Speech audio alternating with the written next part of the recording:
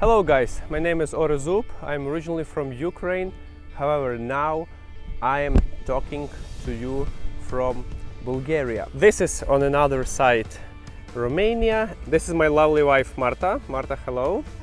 The Danube River, and here we have Harry Mitsidis. Hi. Harry is one of the biggest world travelers. And I'm super grateful that we had this meeting, Harry. It's a pleasure, always.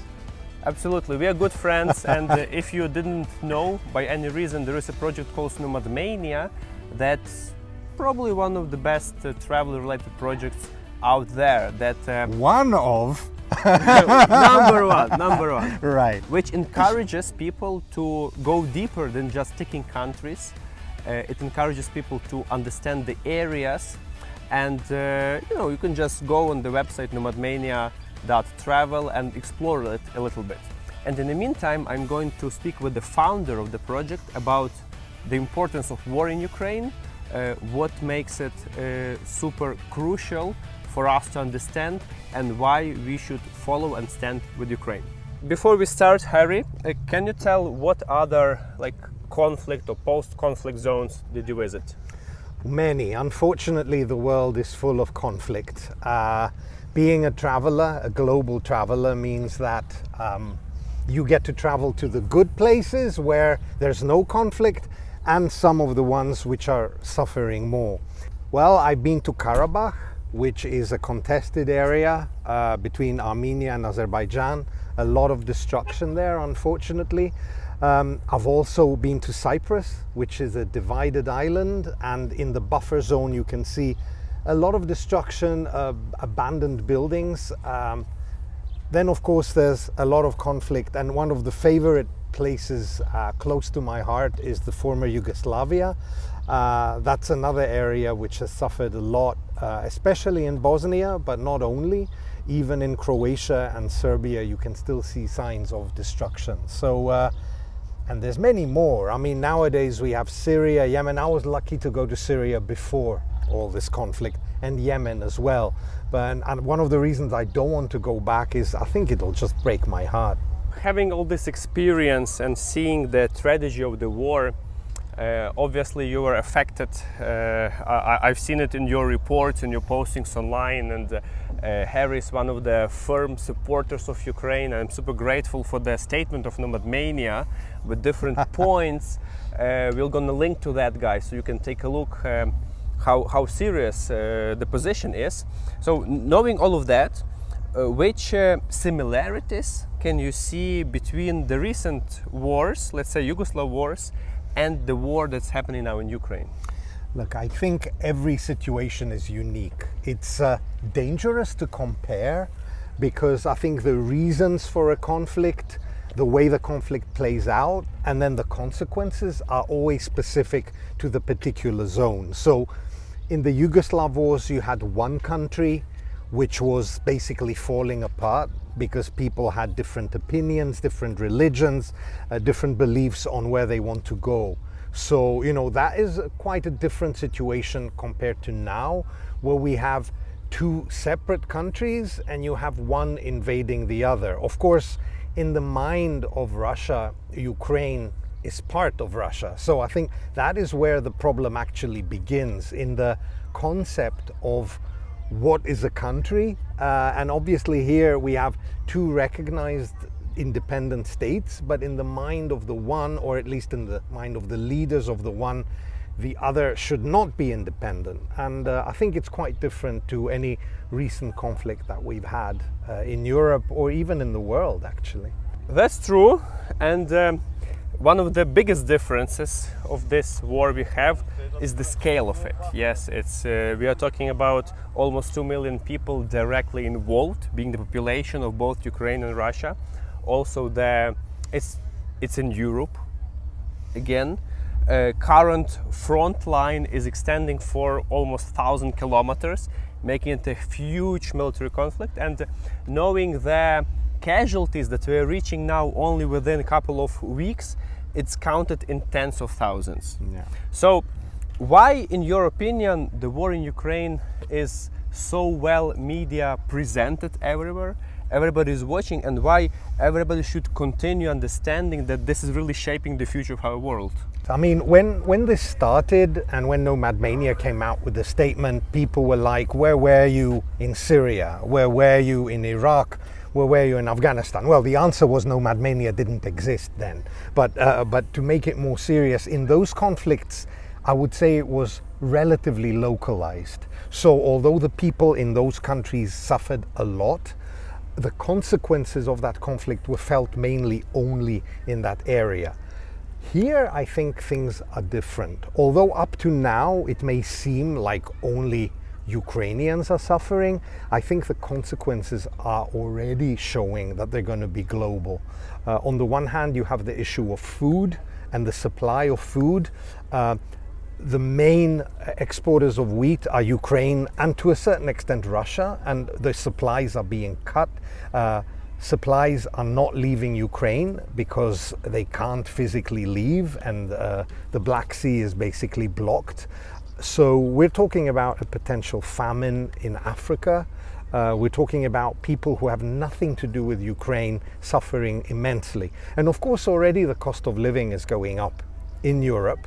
But that's the least of the problems. I mean, although it isn't for the average person, you know, at least we're still alive, at least we don't have sirens coming up. But this is a conflict that really has the potential to escalate into a global one. Even if they're not bombs falling on our heads here in Bulgaria, the consequences of it may be felt. And that's why I think that this is one where the media interest needs to continue. And it shouldn't relax until this war is resolved in a way where as few people as possible dying and as many people as possible have a concrete solution. You told, right words about continuing talking about this, and this is actually what I'm doing. Like here in Bulgaria, I'll be talking on the events, speaking about Ukraine. I just came today from Bucharest, which is, guys, like behind the river over there. And you know, according to the stats, the interactions with social media decreased at least 24 times 3 months into the war in comparison to the first week. Right. And this tells us that this is the human nature, that they get reaction very fast, very sharp on something, but then you're getting used to it, kind of. It's hard to tell you getting used to it, because I am like staying in Ukraine since the day one of the war and I'm back. The more proper word is adjusting. Well, we are an adaptable species, and one does have to adapt to both good and bad. Unfortunately, though, we seem to, as species, always want to attach ourselves to the latest shock. And so when the war broke out, yes, it's a shock, you know, an invasion. The first weeks, yeah, what's happening? But now it's more of the same. It seems repetitive. More battles on the front line, more cars and buildings, you know, destroyed. And there doesn't seem to be enough shock value to keep people's attention. Well, the shock value may be that you won't be able to live the life you're used to in a few weeks or months. And that will be a shock, I'm sure. And you know what's the most dangerous out here is that, in fact, the combat is getting stronger now. I personally been to liberated areas in the north of Ukraine that were deoccupied. I'm talking about the Bucha, Irpin. You know, there was the urban war with the soldiers fighting between the buildings and so on. Obviously, all of us guys, you've seen the results of these horrors, and I have another videos which I'm inviting you to take a look, just to have this like more attached feeling. But now in the east of Ukraine, we are facing the pictures kind of from the World War II, when there are like artillery, they are firing.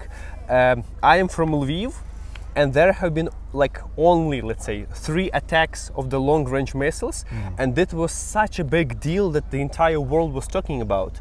But Kharkiv, Mykolaiv, they receive constant shellings, which is counted in hundreds now. And people start losing attention to this. So I don't know how things will work out, but it's important to stay with Ukraine. And what could you tell to other people? How would you project the life, or how would you adjust your behavior in order to stay long term, because we understand this is not a sprint, it's a marathon kind of now. Oh, absolutely. I don't think this is going to go away anytime soon. So I think this is a war.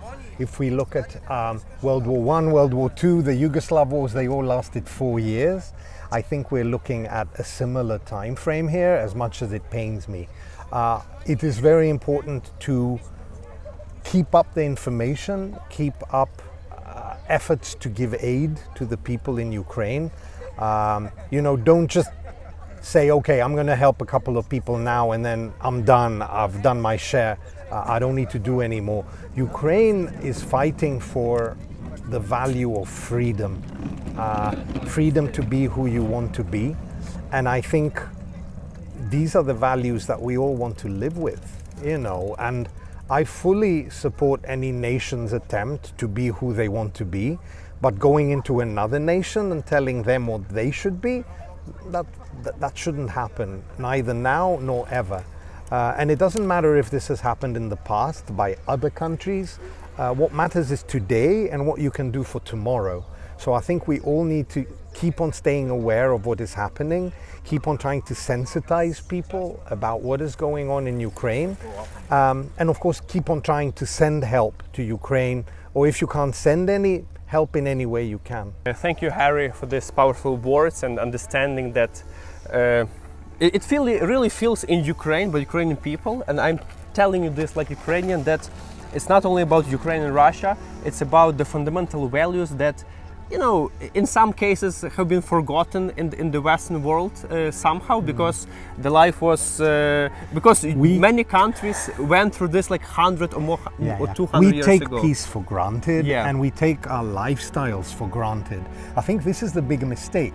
The minute you become complacent and think like, oh, it's going to be like this forever, this is when the dangers begin. So I think we are all in danger of dictatorships, of more and more nationalistic governments who essentially take away freedom and replace it with something else. And I think now the front line is Ukraine. Ukraine needs to start functioning again as a proper country rather than as a war zone. Until that happens, we're all in danger. And in order, guys, to resolve this, obviously we have to finish the war, and that could be done by supporting Ukraine, because guys on the front line are doing all the main dirty work, if you can tell like this. So the takeaway is the following. What can you do? First of all, the army is the priority. Like, unfortunately, Russian Federation is the society that understands only the brutal power, and that's the case. That's why the government supports military.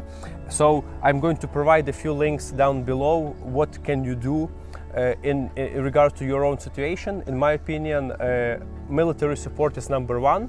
However, if it doesn't resonate to your values, you can choose any other, like the children-related project, the medicine stuff, the logistics. You know, everything really matters now in this war, because the scale is simply huge. Also, if you run some kind of NGO or you belong to a community, take an example from NomadMania and make your own resolution. Yeah, we're gonna link to this so you can see an example which firm decisions can you stand for. And those are the things that you can actually do to participate to make our world a better place. So Harry, I really thank you. I'm very happy to meet you personally again. It's been such a pleasure. Orest and I go back 5 years now. It's 5 years since we first met, and I've been so worried about you the last month. So it's good to see you here, you know, alive and kicking. Absolutely.